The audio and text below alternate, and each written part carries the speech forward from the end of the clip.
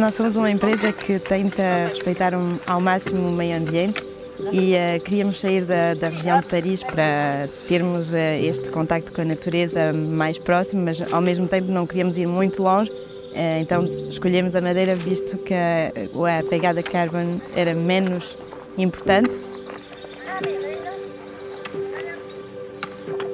Plantamos babosas, plantamos também algumas plantas mais da zona e amoras, também plantamos amoras.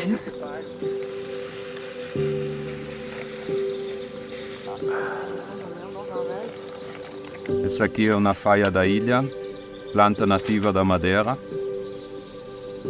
E logo vemos a versão maior.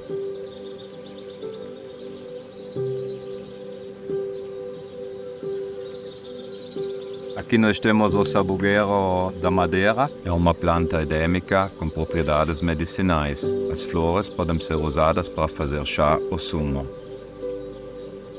O mazerocco é uma planta endêmica e símbolo da Madeira. E aqui nós vemos o resultado final, depois de uns mais ou menos 3 anos. As abelhas estão a adorar. A cenoura da rocha é uma planta endêmica da Madeira, cujas folhas são usadas para aromatizar comidas.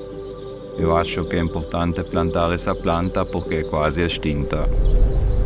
O nosso objetivo é de inspirar pessoas a reflorestar terrenos para dar mais equilíbrio no ecossistema da ilha e preservar a laurisilva.